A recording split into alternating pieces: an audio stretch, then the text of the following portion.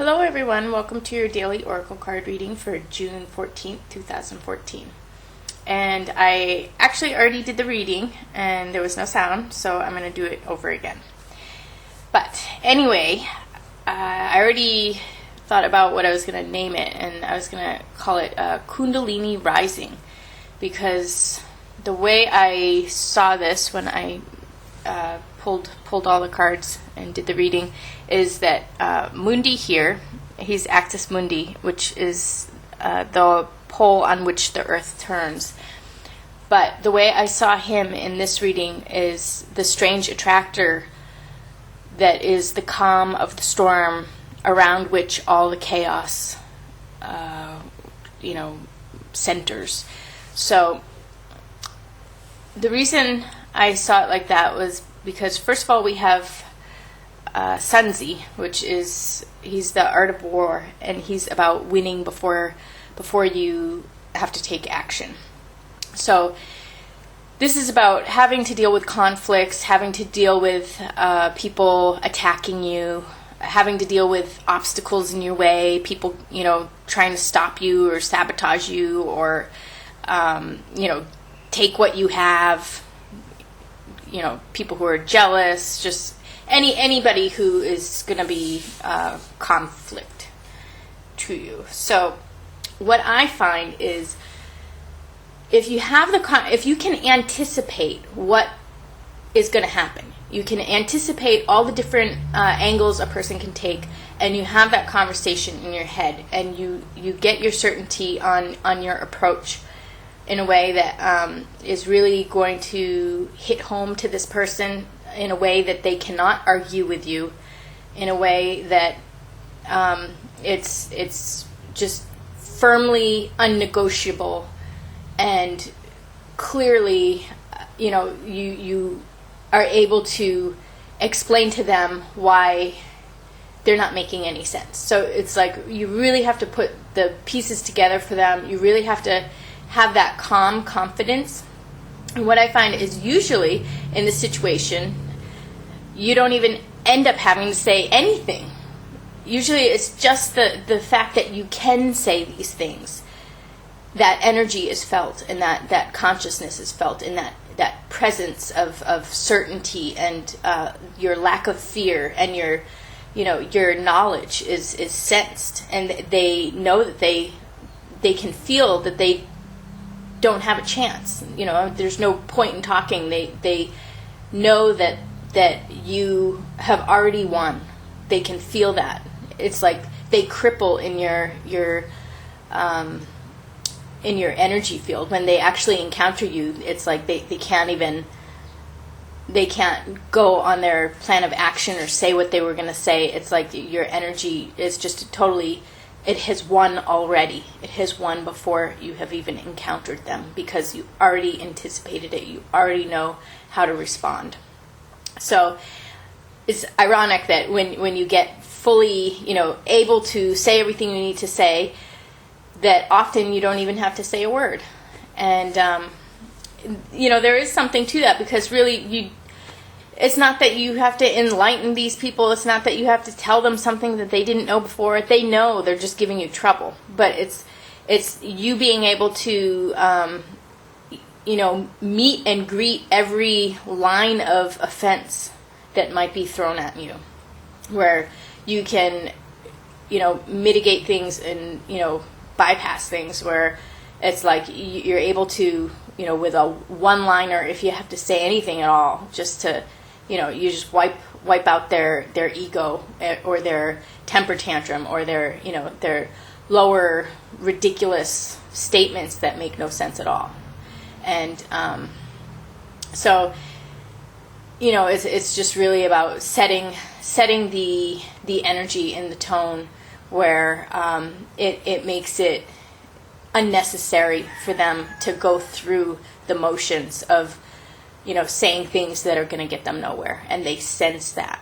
So, and they also set, just with your lack of fear and your confidence, and even with your presence in your eyes and your consciousness, it's like people can sense that. So anyway, next to that we have Axis Mundi, who is the the strange attractor for all this chaos.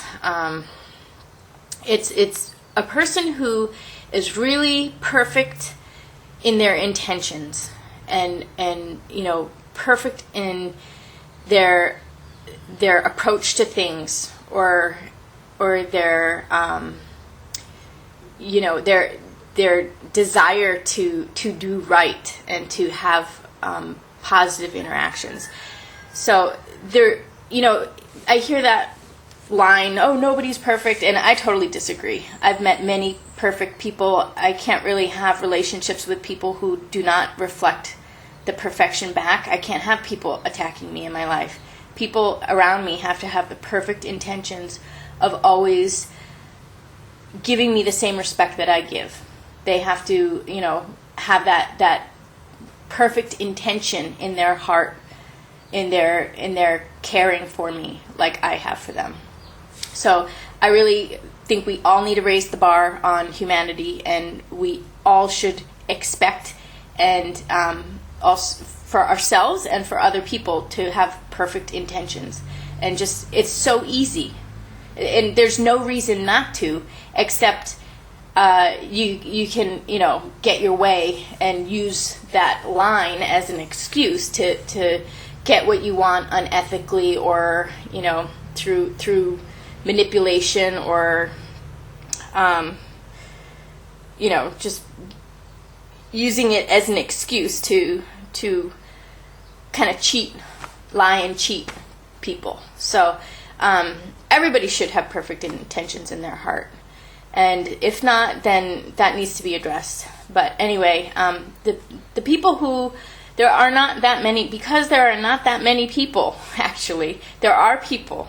There are a good amount of people, but in terms of the amount of people we have walking on planet Earth, is probably a very small percentage. Maybe 10% of people are really operating where everything they do is with a perfect intention, and they want nothing less but to have that perfect intention towards people. And these are the people who really, they provide for humanity, they care for humanity. It's like they're the nurturers, they're the caretakers, So what happens is, with this peacefulness of their mind and their peacefulness of their heart and their consciousness they have for other people, it attracts attention, even if these people don't say a word, and they're very humble and quiet. They have a presence to them, and it causes both men and women to have put their attention on this person who has this presence. And it doesn't matter if this person even interacts with the other people in the room, but the people in the room all kind of put their focus on this very calm, still person with a depth in their heart and their consciousness. And then all of a sudden this chaos starts swirling around them, where women will get jealous, and all the negative stuff starts surfacing, and then also the positive stuff. So if there's good people in the room, they'll respect these people and bond with them, and really benefit from their presence. And then that in turn will piss off the people who are jealous even more, and then they get more and more jealous. Or there might be somebody who wants to be all powerful, and they want to be in control of other people, and they want that power and they want that attention, and if they can't get it, then they want to control this person. So it's like it really gets everybody else, that calm, that sense of calm gets everybody else kind of activated and aroused, where everybody else kind of goes crazy over it. And but from this still place, and in the middle of all this, even if the person is really not engaging in the drama swirling around them, they're aware of it, and so that's where we come in over here with Bhattiya Arcana. So Bhattiya Arcana has to do with knowing the mysteries of the human. So it's like all of the range of emotions and the social dynamics and what's really going on with people's intentions. It's like really knowing the mind and the heart of people, and uncovering, motivations and really why people get what they get, and how people are manipulating, or why people are not getting what they should get, and what's really going on behind the scenes. But also, but the batia part is about a bat, which represents safety, like a safe place in a cave. I always think a safe place, and also being able to navigate in the dark. So even when you can't see, you can sense things. So it's like you don't really have to know everything, but as long as you can sense it and kind of move around it, you don't have to go into sensory overload and know every little detail, but just enough to sense things and keep your distance, or do what you need to do. But this is really saying that there's more mysteries that are about to be revealed, and more things to navigate with this center of attention here, or this strange attractor that all this chaos is revolving around, the axis on which the world turns. So the last card here is Little Red Amore. And then in this particular reading, the way I understood her was that Kundalini energy, because she represents the base chakra, the first chakra, which has to do with survival and the Kundalini energy. So what this is saying to me is there's a raise in this Kundalini energy where there's this swirling, because we have all of this attention. We really have to be on guard. There's going to be a lot of stuff coming around us here, and we're going to be able to see it and watch it and know it. But we have this, really it's about the survival of humanity, the phenomena of this strange attractor thing, where people's psychologies are a mess, a lot of people, and when they see somebody like this, they just throw it all at them because they don't know what to do. They don't feel comfortable. They don't understand why this person has their peaceful mind and their peaceful heart, so they just throw everything at them. And that's really, even though it seems backwards that this is the way nature is selecting, and it's really kind of a curse. I mean, it just sucks to be in the middle of this chaos all the time.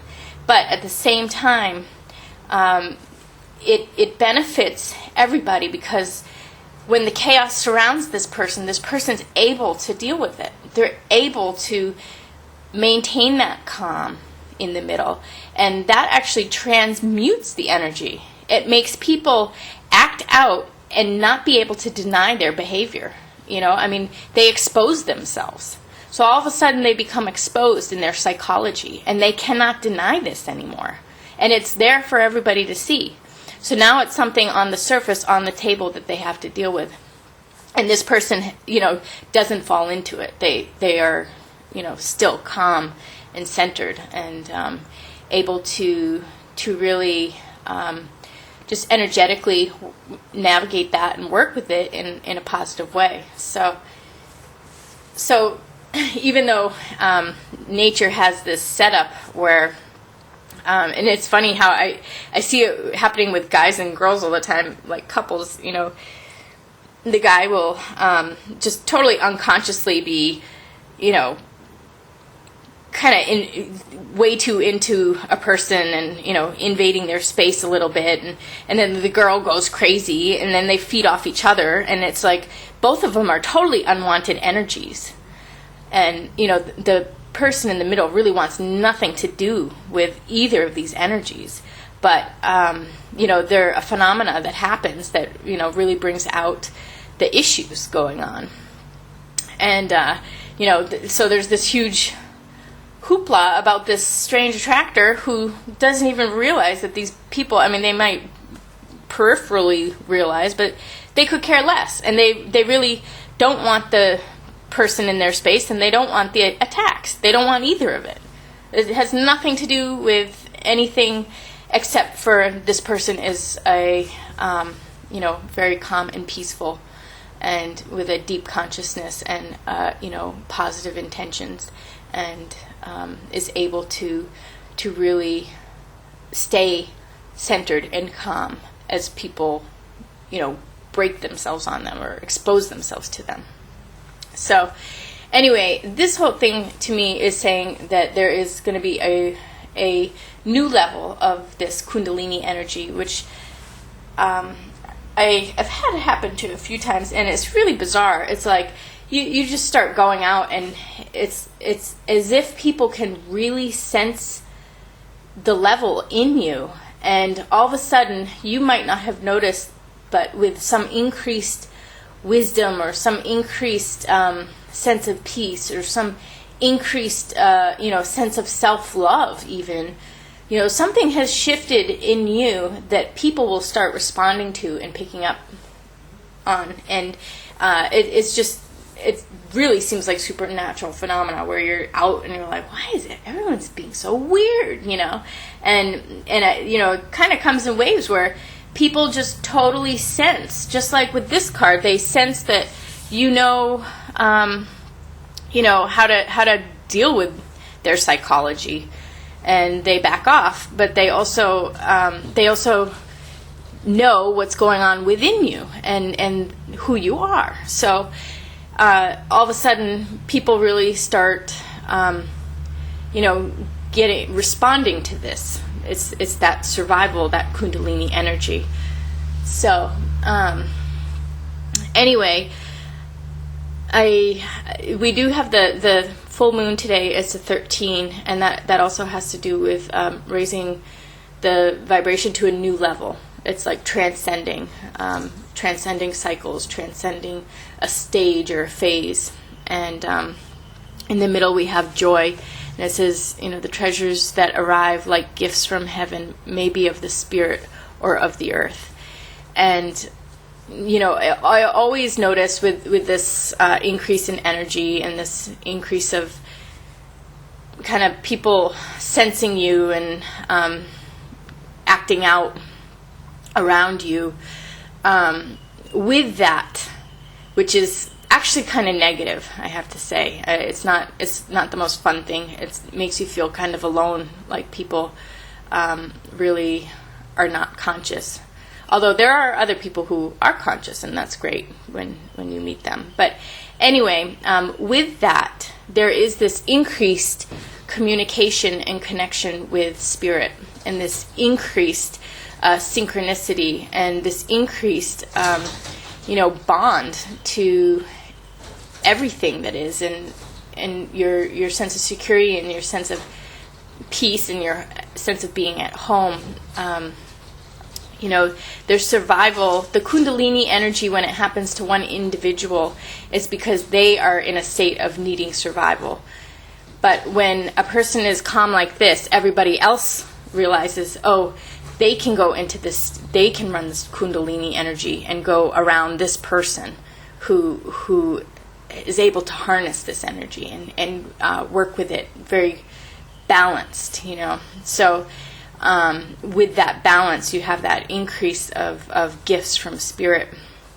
But this also says maybe of earth, which would be really cool, because I have, that hasn't happened in a while, and I think that here we have removal of obstacles and really being able to win in things that we anticipate, being able to bypass things that might get in our way, and things that get in our way prevent us from getting the gifts from earth. So, maybe we'll get those gifts from earth, like, abundance in any form, increased money, increased clients, increased social relationships, increased, good times, increased events, increased meetings, maybe people coming into our lives, gifts of people, gifts of relationships, gifts of events, gifts of security. So let's hope that we get it from Earth. And I will see you again tomorrow. Thanks a lot.